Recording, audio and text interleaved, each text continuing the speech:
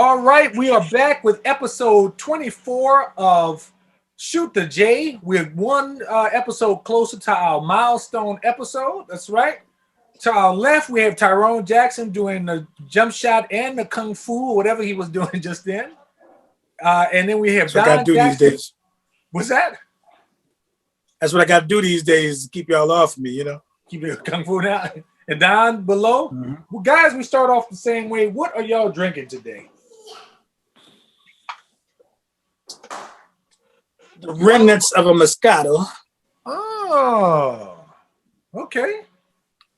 All right, Don? Yes. Cup of Joe, baby. A little coffee? Splash of whiskey, you know what I mean? That's all you need. Well, my liver is going to thank me today because I'm just doing regular water today. Even my liver needs a break. So I'm about to get some of that regular water, too. Mm-hmm. Kate, bring me a cup of water. We start off the show today. The deal just got signed. Tyson Fury and Anthony Joshua just signed a 2-fight deal. 1 fight this summer, a follow-up fight if there's interest in the winter of 2021. What is your prediction for the fight? First, what do you think about the fight, the matchup, and what's your prediction? I'll let Ty jump in there first. I got a mixed bag, a nickel bag of fun, a mixed bag here. Nickel bag of fun. I don't have a dog in the fight, but I think Tyson Fury is a way better boxer. Mm-hmm. And so if he keeps Anthony Joshua running around like he normally does, then he'll win that first fight. But if Anthony Joshua go bruiser on him, it might be able to work for it in his favor. So I don't really care. I'm just going to go with Anthony Joshua because Tyson Fury cheated on Deontay Wilder, but Deontay Wilder is not my favorite person right now. How he's blaming everybody except himself. So I'd rather go with I want an American to have the belt, but that ain't gonna happen in that fight. So I'd rather go with Anthony Joshua. Oh, you going? That's who I want to go with. That's who you want to go with, but you think Tyson Fury is going to win? What's that? That's who you want to win. That's who I want to win, but I think Tyson Fury is going to win the first fight. Don? You know, I'm with Ty. I agree. Tyson Fury is a much better boxer. Anthony Joshua does have some power, but he's not been shown to have the stamina. So if Tyson Fury can delay him and make him use up a lot of that oxygen that those big muscles require to absorb, if he can get him to the later rounds, Fury is going to beat him. No doubt about it. He's a better boxer, has greater defense, can frustrate Joshua. So I think Fury is going to win. Is this my boxing moment for heavyweights? Nah. They both dodged Wilder, especially when he was in his prime, knocking people out. Of course, I mean, it was better for their career to dodge him earlier. But now it's not better for the fans because that's what we wanted to see, especially American boxing fans. We wanted to see one of the British title holders, namely Anthony Joshua, fight one of our boxers. And he successfully recapped his belt from Ruiz, but I don't think he would have that kind of success against Wilder. So, you know, kind of lackluster event in my opinion. I agree with you. I think they missed a tremendous opportunity because, as Don said, the fight we wanted to see was Wilder-Joshua. That would have been the one to break the pay-per-view records. That would have been a guaranteed $100 million fight. Now there's no American market for Anthony Joshua and Tyson Fury. Nobody on this side where you can pay $70 pay-per-view or upwards of $100 pay-per-view. They don't sell it that way in the UK. They get more money off the gate going to Wembley Stadium, and their pay-per-view out there is only $19 to watch a fight. So they don't have the revenue, nor do they have 330 million people like we have in America either. So that's why they signed a 2 fight deal to get that live gate to try to recoup money. But I'm the same way, Teron. I don't have a dog in the fight either, but I don't see Anthony Joshua having a chance to beat Tyson Fury. As a matter of fact, I put all my money on Tyson Fury because if Wilder's taller than Anthony Joshua and is a faster puncher and harder puncher, and Fury can avoid that, and Anthony Joshua punches off the 3-4, which are right and left hooks is where his power punch, he'll never get close enough to Tyson Fury, in my opinion, to land. And does he want to wrestle with Tyson Fury? Tyson Fury's the bigger man. He's not the most muscular man. He's the bigger man. And he knows all the tricks. He's been boxing since he was 11, as opposed to Joshua's been doing it since he was 17. So I don't see a chance. I see 2 boring fights, to be honest with y'all. What you think about Floyd? Floyd said he's going to be in Anthony Joshua's corner to help train him. Is he going to turn into Floyd? That's also when he can beat him. What Floyd? You gonna teach a guy who doesn't really have defense to be a defensive fighter like Floyd, or you gonna teach him to puncher? He gonna be Floyroids, bro. Floyroids, right? He gonna give Floyd some of them steroids that he's been taking. You know, he's gonna be Floyroids, bro. In that bad boy. Floyd was on an Instagram video hitting a punching bag with his bodyguards watching while he dropped money from the ceiling on him. I said, this man don't have nothing to do. Making it rain while he's making it rain while he's hitting the punch and making noise, and dollars flying down. And dollars are coming down. Hey, but guess what? That's real life. Because every time he hit somebody, that's real money raining down on him. That's real life right there. You know? Is he still boxing that internet sensation dude, Mayweather? Jake no, Paul? that's Conor McGregor. That's Conor McGregor. I'm Jake sorry. Paul. He's supposed to fight Jake Paul. Or Logan Paul. Logan Paul. Yeah, he's supposed to be fighting Ben Askren on the Triller undercard, I believe, with the Teofimo Lopez fight with Lamar Odom, all those guys. So he's fighting a MMA guy, and Dana White rumored put $1 million on an MMA guy, Ben Askren, in a private bet with one of the Paul brothers, Logan Paul. So they made a private bet. They handed it over to somebody to hold in a trust until a fight. And Paul bet $1 million as a side bet. And to be honest with you, I think Paul's going to beat Ben Askren because he's a wrestler. I looked at his fighting, and he don't look good at all with his striking at all. So we'll see what happens. Yeah. So let's go to our next topic. Liz Cambage, WNBA player. Yeah. From Australia, played for Australia national team. I think she's about 6'9" or so, 6'9", 6'10", or something like that. 200 plus pounds. Traditional back to the basket post player. They've been ESPN and a bunch of NBA reels have been posting her post moves on Instagram. One of her moves caused a major stir because about 1,400 people commented and said it was a travel. And about 300 people said the rest of us don't know basketball. So right now, we want to look at the move. I think everybody has it on their phone, and I'll put it on the screen for our viewers. Y'all, let's all take a look at it one time, and y'all tell us if this is a travel or not. All right, there we go. There we go. Let's see it. All right, let's see it again. Keep it right there, T. Pivot foot 1, 2, pivot, step through pivot. Catch it. Does she dribble yet? 1, 2, dribble. Off the dribble. 3, 4. Gathers it. 1, 2, pivot foot, and come off the pivot foot. To me, this is an easy example of a travel, but I want to hear y'all's opinion on this.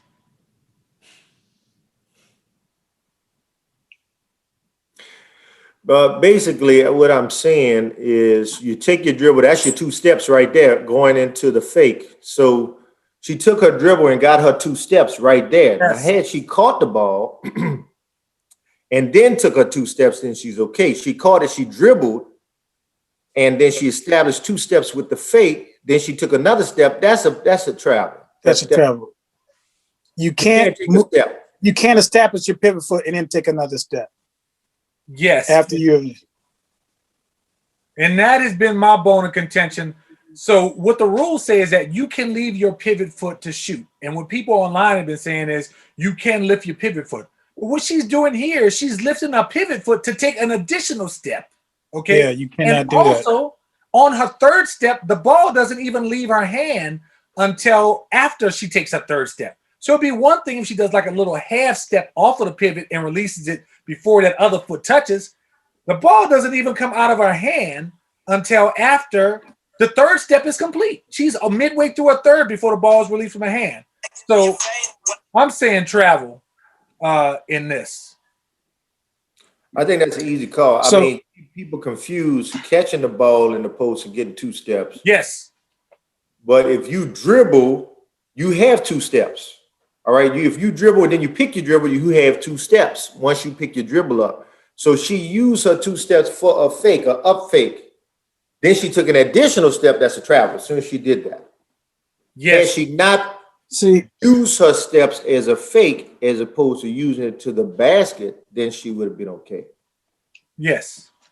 See, back in the day, they used to tell you that a travel was you could take 3 steps going toward the basket, and then they said, well, that was never in the real book, in the rule book where it says going toward the basket. So that's why they can take the step sideways like James Harden, those guys do. But this is a whole new thing right here. This is like, everybody talks about Hakeem's footwork, where he would spin around and do certain things, but he always did it off the established pivot foot. Yes. Right? He dribbled to it and then take his pivot foot and spin around and jump up. You can jump up and lift your pivot foot, but you can't lift it up to take another step. You can't put your other foot down. And if she takes another step, which we saw that she did, then it's a travel. Now, whether they're going to call it or not in the NBA or WNBA, we see people travel all the time in the NBA. We saw LeBron. I love LeBron, but LeBron was calling out a play and taking like 5 steps with the ball. Right. Let's not talk about that famous. T, show the other Liz Cambage one too, if you have that one. Yeah, sure. Yeah, because I think this one is a little more borderline. Yeah, this one will be a little borderline. I think the other one was very like really egregious. Here's the one. Let's see, it's Don.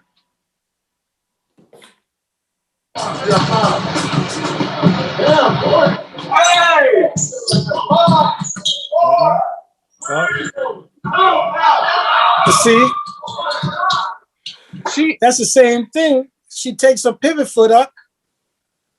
Well, and takes a step. On this one, though, it's her right that established. She's on her right. That's okay, because she did 1 step. It's a half a step. So that's okay, because she established her right foot as pivot. But she's pivoted around on it, though. Yeah, I mean, you could pivot around. If you're going to take your other step. Because you're still dribbling. But you can't. She stopped dribbling. Yeah, but she turned. She didn't turn on it though. To me, on this one in the post, she didn't get a full step. See why because she dribbled. She didn't get a step. That's a second step. You could do that. You can do that. Yeah, it's a little borderline because she is lifting up that right pivot, but she never took her 2 steps like she did in that first move. Because she just took a dribble and spin on this one and took a step through basically, and she lifted up the pivot, but she shot afterwards on her step through. She didn't get 2 steps on this one initially. So this one's a little borderline. I'm like, they might call it at you on the park. You know what I mean? Yeah, definitely. When you make a spin move, she could have taken another step to the basket without stopping. But once you stop and you spin around, that's considered a move. So the rules will give you, they say you can lift up your pivot foot if you're in the act of shooting. And that's why that one's so borderline, because she lifted it and she stepped and kind of shot all in the same motion. I'm going to put it in slow motion. Let's see what we got in slow motion. Well, see, the musicians know how to do all that because they got to figure out.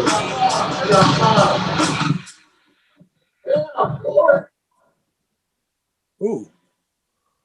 Jump step. 1. Twirl around. She lifted the pivot foot. Now she lifted to take the step. That's close. That's because you get that 1 step. You do get that 1 step. Yeah. I'm gonna tell you off that pivot. You do get the 1 step. Yeah. As long as she didn't raise her pivot foot before she took the step. All right. Guys, we got our guests in the waiting room. I'm gonna go ahead and bring them in.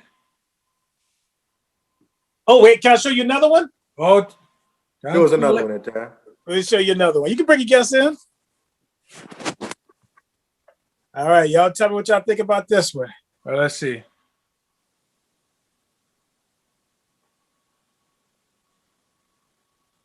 Ooh, that's a little skip to my Lou right there. Right. She did like a little shuffle on the gather. That's a James Harden. So here's the gather. 1. No, that's okay. That's kind of okay. That's okay. What's the little hezzy put down feet thing, right? Yeah, that's the cha-cha slide too. There's a gather. Check it out.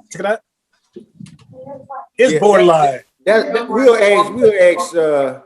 Look who we got in this. Look who we got in here. What's up, everybody? What's going on? Ladies and gentlemen, we have the minister of offense, not the minister of defense. The Reverend Dr.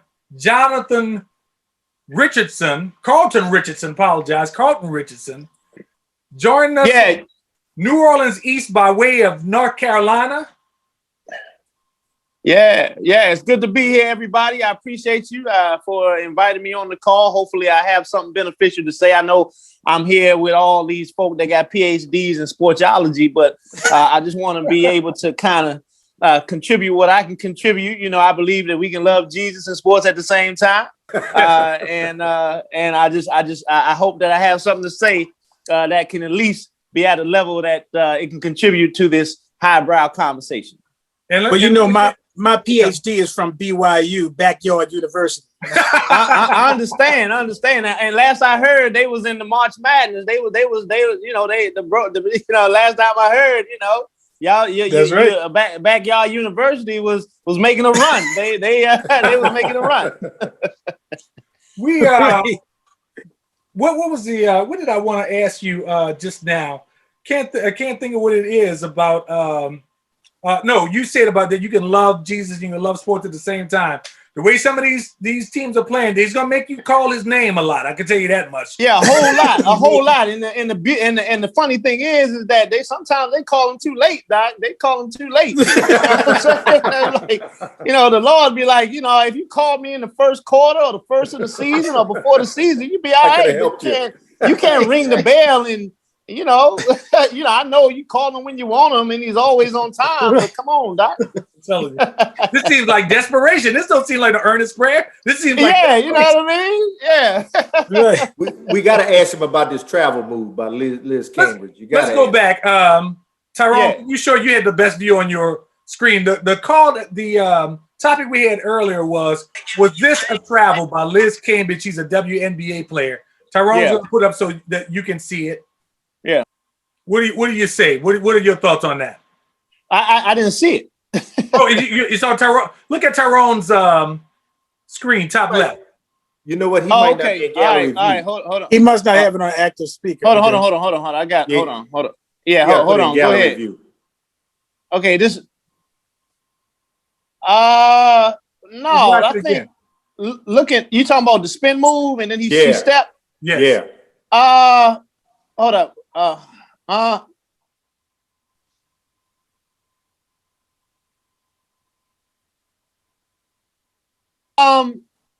would say she was borderline traveling. Because she lifted that foot. You can spin, but you can't. Yeah, she stepped, and then that foot came up before she took the shot. Now, of course, if she jumped with both feet, I think that was a travel. I would call it that a travel, because once she took that third step, she had to take that third step in order to get the shot off. And the spin was good. And then she pivoted, which was fine. But then she just jumped straight up. Yeah, she jumped straight up. And now if she jumped straight up, but she took that third step. And when you took that third step, then that was definitely a travel. That was 3 steps, and they might do sort of 2 steps and a half, which means that you kind of pivoted toward, and you kind of you almost lifted your foot, and so you're lifting up your foot, and the ball left your hand at the same time. They'll give you that, but not on that play. Not if I'm looking at the same thing. Where you say borderline, in my opinion, she crossed the border, packed the bags, got a passport, got a plane ticket. Brought her whole family with her, because that's way past the borderline to me. That is a I mean, but I was just talking about as far as what if she did do what I just described, where the lifting of her foot kind of equated to what happened at the same time that the ball left her hand. That would have been okay. But as far as I'm concerned, she's trying to leave quarantine too quick, you know what I'm saying? She was in quarantine with a mask on, but she was anxious, and she just took the mask off and just said, I'm just going to just be like these folk in Florida that's losing their cotton picking minds on the beach with everybody partying, and I'm gonna get the shot off. That's what she was doing. She had him when she did the 2 steps with the fake. All she had to do was lean into the goal at that point. I mean, she already had him on her left shoulder, going to making a move to the basket when she did up fake. Exactly. Or she could have spent and then she could have created distance by leaning back. Correct. Yeah, she could have created distance by leaning back. Look at where he was. Got him right there. She got him. She didn't With even the up need to fake, take just a jump shot. straight up. Just jump straight up towards the basket. She got him. Bang. Right there. Bang. She had already, she could have stayed right when she hold up. Right 1, there. 2, boom. Right there. Pump fake and then took the shot right there. She didn't have to take that 8th step. That's right. We forgot to ask you this question like we ask all of our guests as they start off. What are you drinking today? Now, I don't want to get you in trouble because, you know, you're a pastor, so you can't go too far with what you're drinking out here. He's a Methodist, though. He's a Methodist. We can. Well, really, as long as we can see, I'm ordained. That means that whatever I drink, I can consecrate and change it into. I can consecrate that thing, and then it becomes an automatic communion. You know what I mean? So you know, y'all can't. And then his phone goes out as soon as he says That's what happens. Your phone go out when you start standing around. I'm just saying because y'all ain't ordained. Y'all can't do what I do. You know what I mean? Right. Y'all can't do what I do. But no, what I'm drinking right now, matter of fact, I just got there was an event at the African American Museum in Tremay, and we just bought some iced tea. So I was looking at that. I just got finished drinking some iced tea before I got out here, and I didn't have to consecrate that. All right. So iced tea is what you're drinking now. Yeah. Not right now. I just stepped outside. That was the first miracle right there, right? Water. Into wine. That's the first water. That's the first miracle, eh? Yeah, This is the problem with Zoom. If what you just showed was in my hand, it'd be a miracle. In your hand, it is what it is, like a cup. That's all it is. You're right. But if it was my hand, you know, you would exactly. And then I would call my boys out here, and then I would, you know, libation. I would, you know, I can do so because I'm ordained though. Because I'm ordained, right. I can change this whole thing into baptism, and it becomes a whole genre, a whole menu of rituals that we can do. Get some of that fish down you had. You can make some fish dinners out of that bad boy too while we at it. Yeah, there you go. But you gotta have some, you know, you gotta have some loaves of bread with that though. You right. know what I'm saying? Well, I'm gonna bring the French bread. You best believe that. Tyrone, we're gonna see what the board says about this, what the Cornerstone board says about this. Why you want to throw him under the bus like that? Huh? He out here on Zoom making loaves of bread out here. There it is. Shoot. Yeah. You talking about shooting the J. Yeah. That's right. Well, we're shooting a whole lot of more stuff, boy. I tell you, shooting the baptism, shooting the B, shooting everything. You just be shooting. Forget the J. You just be shooting. We'll start off with our first topic.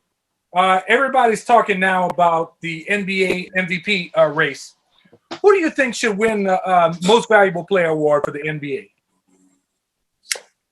You talking to me? Yes, sir. Or just anybody? It's you. Well, my take on it is based upon not only good play. Of course, LeBron is always in the conversation.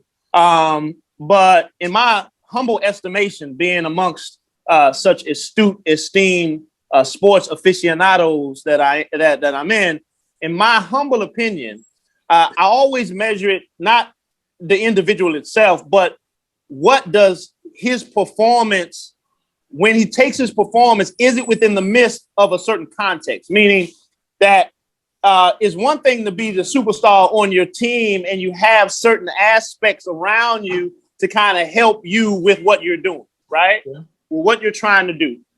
And that, to me, is all about performance, your individual performance, but also the context.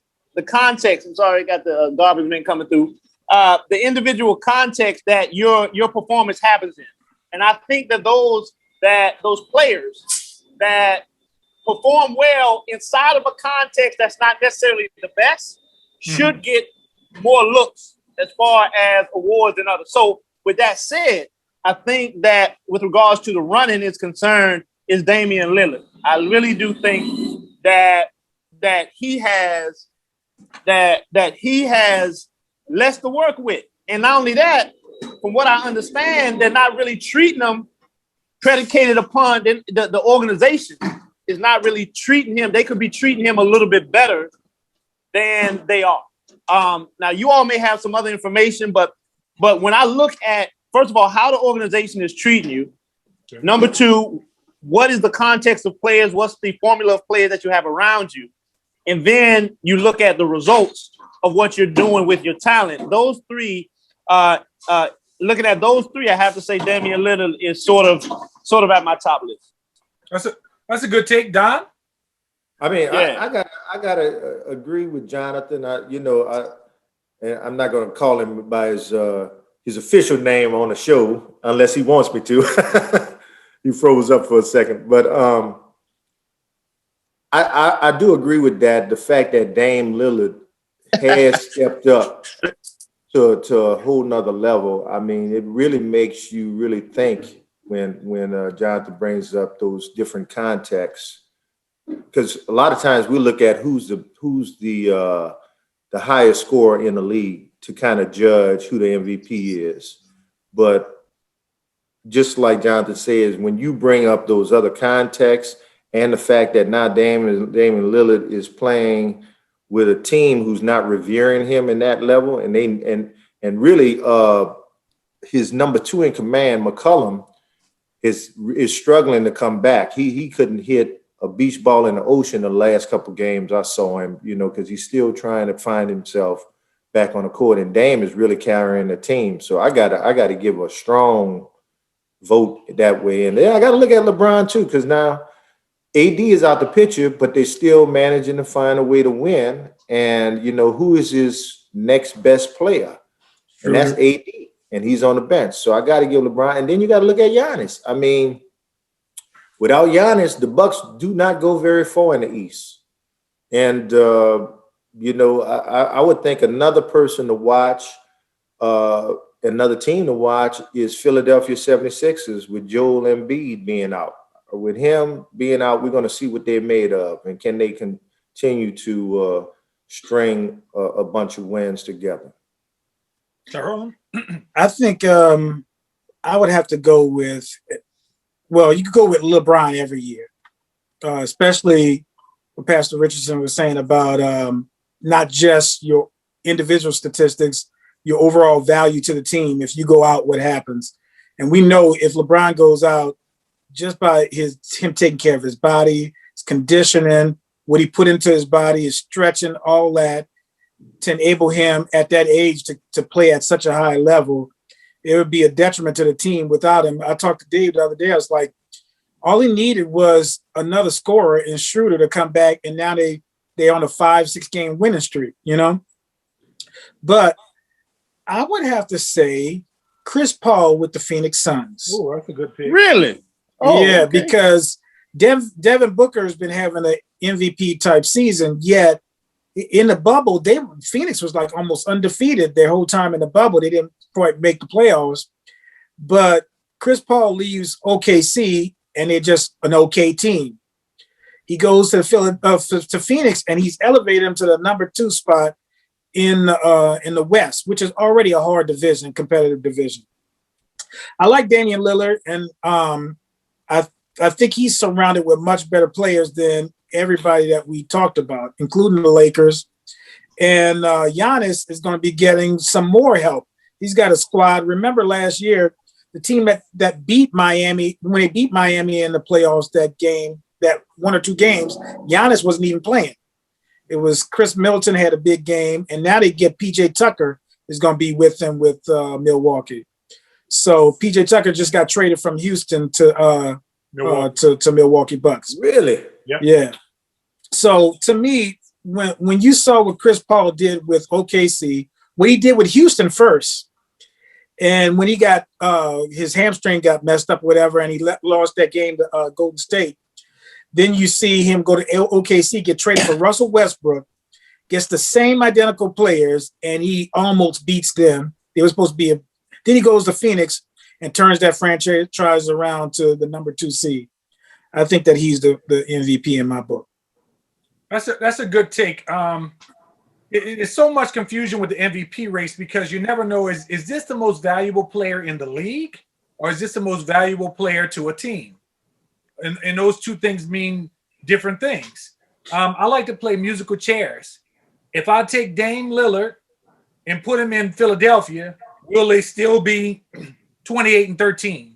And I take Embiid away and I put Damian Lillard there. Would they be 28-13 in the East? Positionally, that's a different player. If you want to compare positions to position. If I take Dame and put him on Phoenix Suns, are they going to be their third right now? They're just a half game behind Lakers. Lakers moved up to second night before last. But would they be third in the West? If I take Chris Paul and put him on Portland with a hurt McCullough and Carmelo and a bunch of other hurt guys, would they still be, I think they're sixth. Would they be sixth in the West?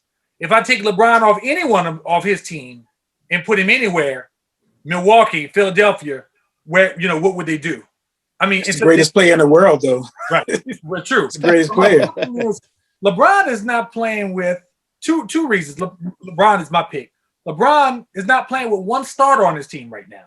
Forget about Anthony Davis. There's not a player who was a starter before who's playing with LeBron. Schroeder, 6-man. Montrezl Harrell, 6-man year award winner last year.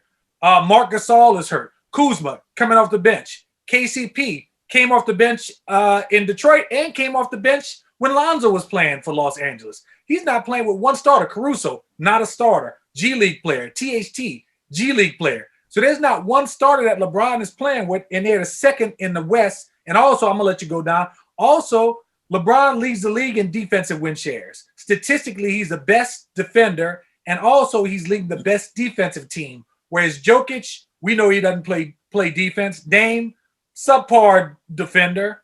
Chris Paul's an excellent defender. Embiid is an okay defender. So my pick is LeBron James. Don, you want to add something? I just want to say, I think when we say starter, you got to be careful because anybody who plays in the finals, any minutes, has to be considered a starter in my book. Has to be.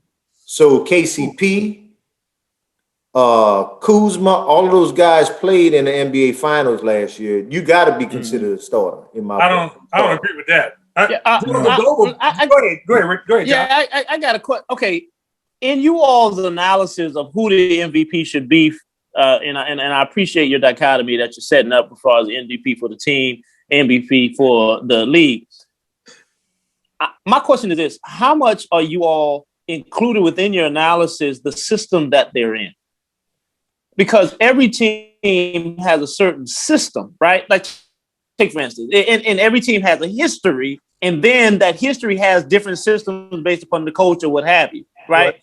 To your point, Brother Jackson, Tyrone Jackson, you say Chris Paul, but if you look at Phoenix Suns, right, that's a point guard team, right? I mean, ever since, they've had a string of good point guards, you know what I mean?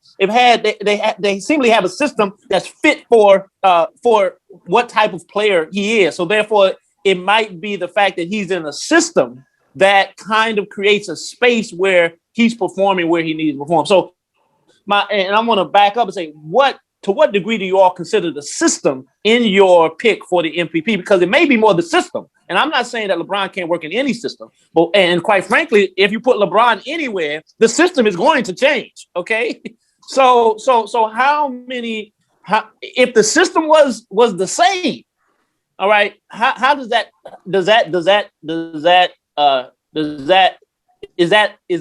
variable included in your analysis? And if so, how? And if not, why not? Well, to your point, Steve Nash won 2 MVPs, and he was in the same system as the Phoenix Suns, a running gun kind of thing.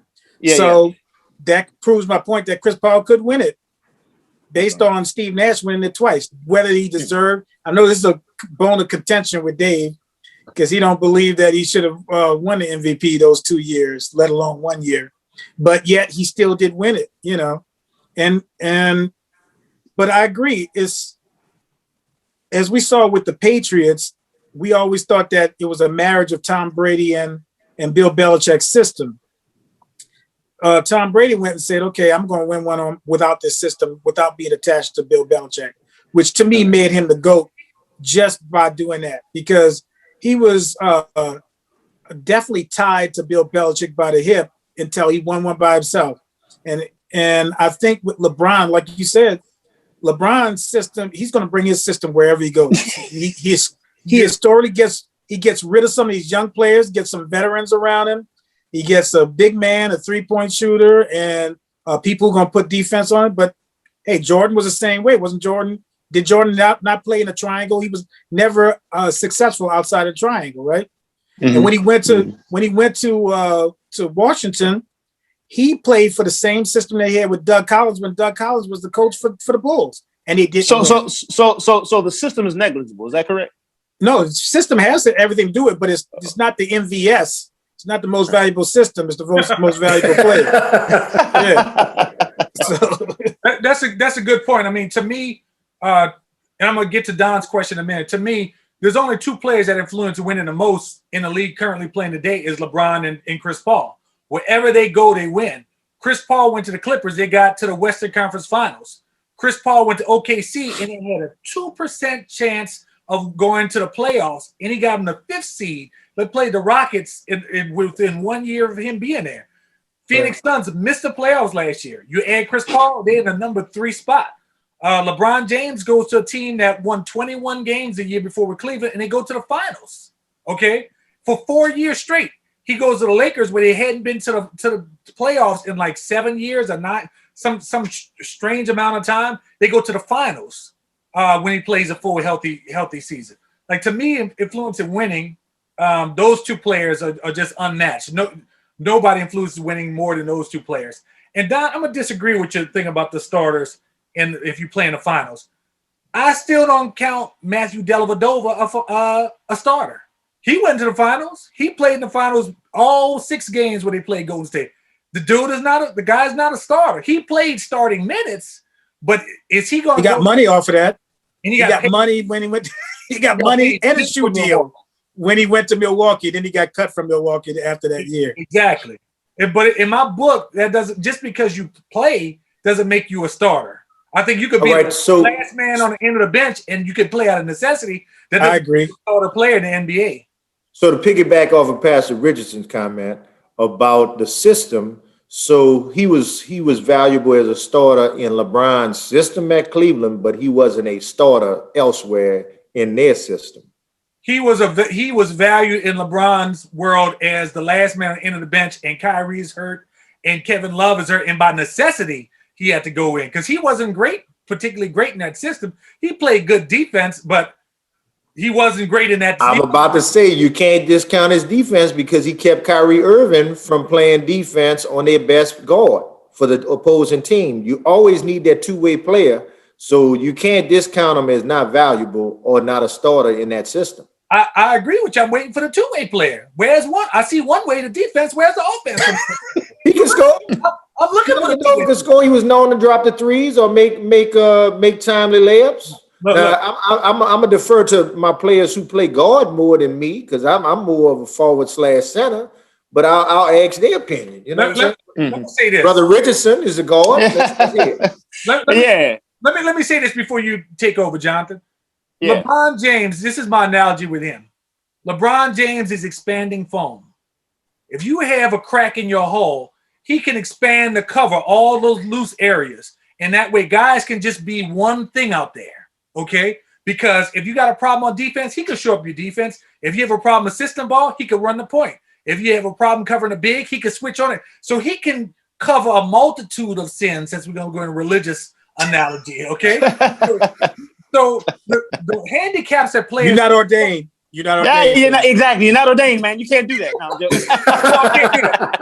I'm gonna leave that to the professionals. You know what I mean? Yeah, exactly. But one thing, I look better than what they are because overcome so much. He could make Dellavedova look like a world beater, as Tyrone said.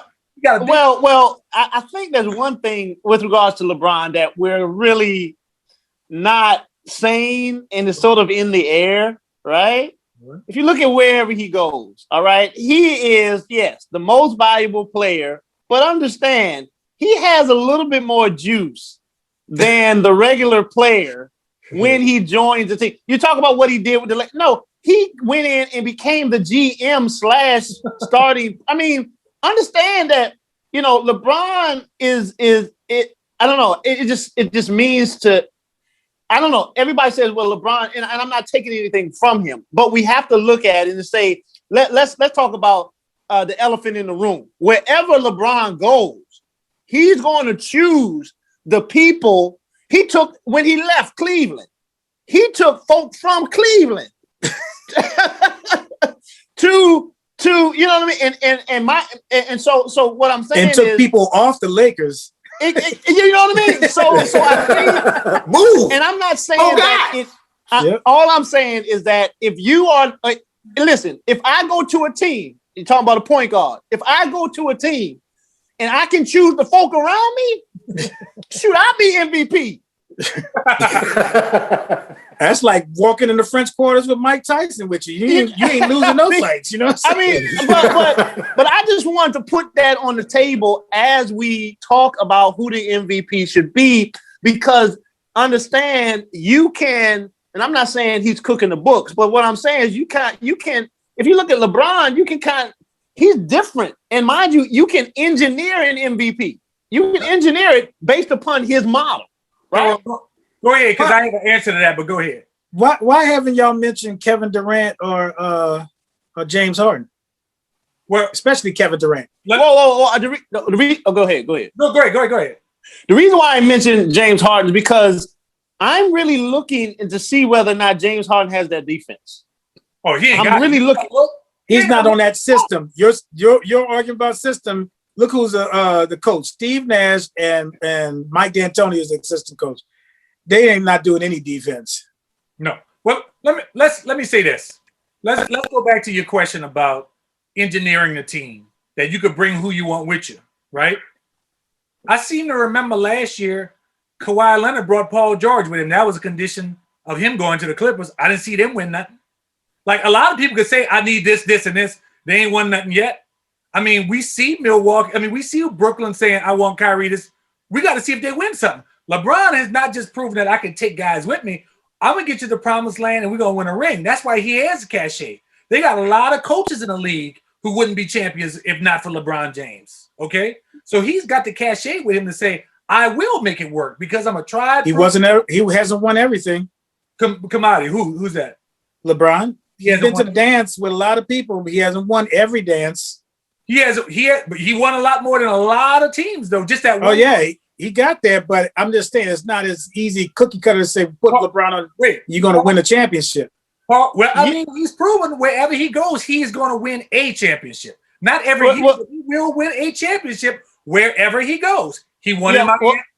I want to hear from Donald, but I don't think the comparison that you made is kind of. I don't know. The comparison that you made with regards to, what happened with the Clippers and what happened with George, that's one player. LeBron brings a whole squad. No. No. He brings, that's one player. No. Okay. Who did LeBron bring with him? Okay. Answer this question. Who else? Who in the MVP race has brought as many people to a team in one shot that LeBron James has? Or anybody in the league. In the league. I mean, LeBron hasn't brought the big name players. He brought functional players for his system. That I agree with Dave that outside of AD wouldn't be able to start for any other team. Outside, once he got AD and got pieces around him, that was one thing. But the Clippers has everybody. Philadelphia 76ers got everybody. Tobias Harris is having an MVP season. You got Ben Simmons. You got so many people. If you look at the 76ers team, they got Dwight Howard, Joel Embiid, Seth Curry, Ben Simmons, Tobias Harris. Who else is up? They got shooters. Everybody. They got a bunch of people on their team. The Clippers had a bunch of people. Go ahead, Don. And they added Paul George and Kawhi. And Wait a minute. remember, they were talking about Kawhi was a better two-way player than LeBron. Remember that before that season happened. Go ahead, Don. And don't forget about when LeBron came to the Lakers, he had nobody. He had Lonzo Ball, all those people that they traded away to the Pelicans just for AD. And look what the Pelicans are doing. Nothing. That's basically the Lakers without LeBron. Look, LeBron came over there with Kyrie, with Cleveland. Kevin Love, who didn't win anything. Both of them dudes went down in injury, and LeBron almost single-handedly won the championship by himself. I gotta go back to Pastor Richardson's comment in the fact that LeBron has crafted and shaped more teams, bringing more people to a destination. Rondo came, JaVale McGee was there. You had Dwight Howard. You have These are not starters, though. Yeah, but you can't discount what they bring to the table. I'm not saying that. I'm just saying to your point about the starters. But again, my point is about players that he's bringing to a system where he has that latitude. I mean, to make himself have what's called a winning, quote unquote, formula. You don't see that latitude with other players in the league. You just don't see Kawhi. Let me jump in real quick because I gotta go, and I appreciate y'all being. This has been rich. Hopefully, I have honored your trust in me to contribute to the conversation. But one thing I just want to leave before I go. Is it possible because of LeBron and nobody has done it like him? Maybe Michael did do some engineering. When we talk about the MVP running race, is it possible to engineer an MVP based upon, if you have a certain skill set, you have a certain, so the question is not who earns it from a perspective of, but I just want to put that question. Is it possible, given everything that's changed in the game and people bringing people with them and really, those conversations that are happening behind the scenes between a major player and who they want to build a team around, maybe it has the whole idea about an MVP become obsolete or getting obsolete because you can engineer an MVP based upon the player that you have. That's all I want to put that on the table. I hope y'all ask for me back. And when I come back, I'm bringing some consecrated grape juice and I want all y'all to have your water with you because we're going to do a virtual baptism, baby. All right, listen, y'all. Thank you so much for making me a part of what y'all trying to do. Thank you. And as always, continue to shoot the J. There you go. Thanks for coming on. Appreciate you. Let me go into the archives on team engineering. Okay. I seem to recall a guy by the name of Magic Johnson bringing Bob McAdoo, who was a two-time MVP, over when they had a lull in between championships. And he said, I need to have Bob McAdoo. And he got Norm Nixon fired because they were still splitting time at point guard between Norm Nixon and Magic Johnson. And not only did he got the coach fired as well, because Paul Westhead was a coach, and he blessed Pat Riley, but he went directly to Jerry Buss and got a new coach in. Got Bob McAdoo to come in and be the sixth man on a team, if I'm not mistaken. Jordan did the same thing from Portland because he was a Portland Trailblazer before. Jordan did the same thing in Detroit. Let's look at Larry Bird. Nobody did it better than Larry Bird. Larry Bird brought in Bill Walton as a sixth man coming off the bench. We're not talking about big time stars. He said, I want Dennis Johnson, who was a champion, because Cornbread Maxwell was the man on the team before Dennis Johnson got there. Pistol Pete was on that team. You talk about a team full of Hall of Famers. You talk about 6 legit first ballot Hall of Famers. Larry Bird, Dennis Johnson, who had won a championship with Seattle by his lonesome before he even got to Boston Celtics. Robert Parrish, Hall of Famer. Kevin McHale. Oh my gosh, the torture chamber, Kevin McHale and Bill Walton coming off the bench. That's 6 bona fide Hall of Famers. Michael Jordan said, let's go out and get Dennis Rodman after getting spanked by Orlando. I know the NBA burned the footage. They don't like y'all to see the 95 when they came in and got beat. He came in, and then they added, don't forget they added Bison Dele. See, people forget Brian Williams. You talk about a super team. I mean, they added Ron Harper, also those guys. Those are Michael's guys. okay, as well. So LeBron is not And Grant, drafting Grant, Horace Grant. right. So LeBron is not new at team Engineering. engineering. And to Tyrone's point, we're not talking about a bunch of guys who wouldn't start. Kawhi supposedly did the exact same thing. I'll come and my pick is I want to play with Paul George. Trade your Jared picks and a bunch of other players and give me him and I'll win. They got beat by Denver. They didn't even get beat by the Big Show. They lost to the Lakers and they lost to the Nuggets and the Nuggets got beat by the Lakers in five. Let's not forget how Kawhi played the Lakers, because remember he was supposed to come to the Lakers with LeBron and AD, but he held up AD's money, and AD ended up losing money because Kawhi was playing around until he got the Paul George deal done. So yeah, I also seem to remember a guy by the name of Kyrie Irving holding out and forcing the trade to make himself go to Boston because they had Jason Tatum and Jaylen Brown, all those guys, and a coach that he said, I finally have an X's and O's coach who's smart as opposed to Tyronn Lue. And now it's supposed to be his time to lead a team. And he brought who he wanted with him to go to Boston. And they did better without him. They got a lot of players be trying to engineer stuff. Yeah, they traded 1-for-1 Isaiah Thomas for him. Yes, which I hated that move at the time. And guess who went to the finals that year? LeBron, George Hill, Iman Shumpert, Larry Nance Jr., Jordan Clarkson, and Jeff Harden was on that team that went to the finals that year. And all the quote-unquote names that Kyrie engineered with Jason Tatum and Jaylen Brown and all those shiny new toys, they got beat by LeBron in 7 in Boston. He beat them in Boston. So, like, a lot of players engineer stuff. That doesn't mean it's going to work out. Well, that's why they have certain players and teams that win, is because they have a winning formula. Yeah. Some of these other teams don't have those kind of formulas. I look at the Atlanta Hawks, always trying to build like somebody else. They were, for the longest time, trying to beat the Detroit Pistons. They just loaded up on forwards. Now they're trying to look like Golden State Warriors. But to their credit right now, Nate McMillan got them playing. But here's my other point. Rondo plays for the Atlanta Hawks. He might be a little bit hurt right now, but he's not the starting point guard for Atlanta Hawks. You think if he came from a championship team, the Lakers, he should be starting for the Hawks. Of course, that's not going to happen because Trae Young is, but that doesn't automatically make you a starter. Right. So, anyway. All right, so T, you have Chris Paul down as your MVP. Don, did you say Dame Lillard as well as your MVP? No, I'm still LeBron up there because he's that difference maker. I mean, I think to what would cement Dame Lillard as an MVP in my book is if he won some championships, and I think that's what's missing from the equation, or if he got his team to the finals. And I saw them drop that 50 on the Pelicans. Woo, my God. I watched that game, and I couldn't believe how he was making threes, layups, mid range, everything. I mean, it was uncanny.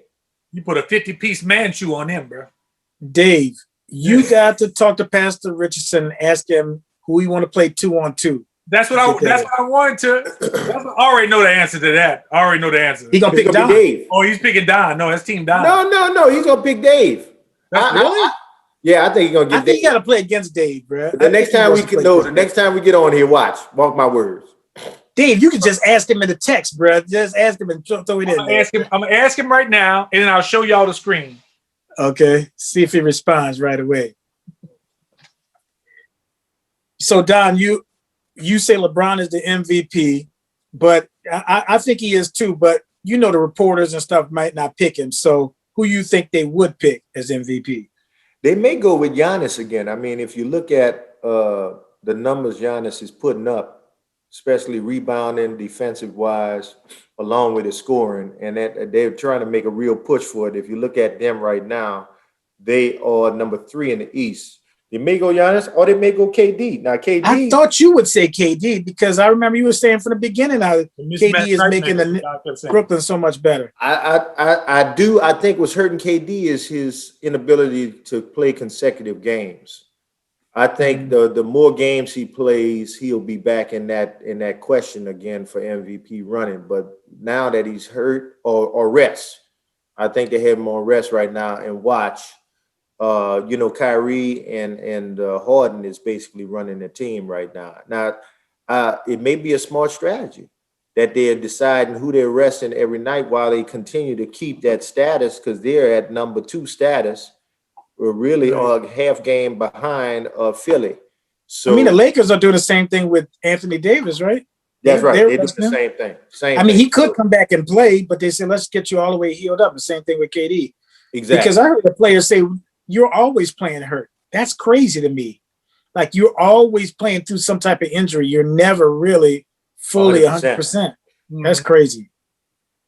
You know what? It's funny you say that, Ty, because I had the pleasure of meeting Deuce McAllister when I was principal, John McDonough, and he told me, hold up, don't shake my hand too hard, because he was banged up to the point where he couldn't even do a strong handshake.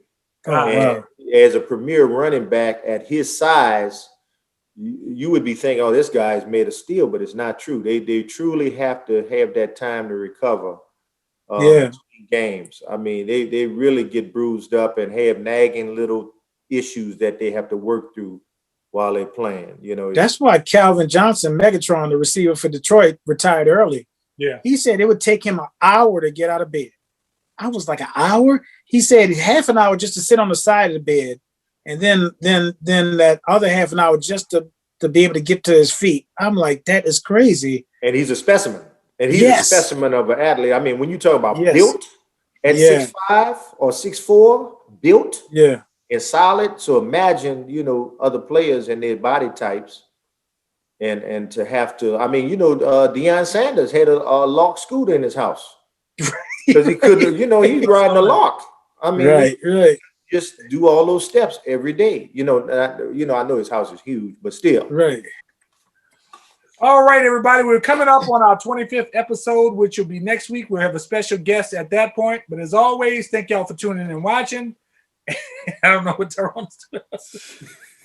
This look like special soldiers, not the special forces, just the special soldiers. Next episode of Shoot the J, and we'll catch y'all next week. All right. Still fully operational.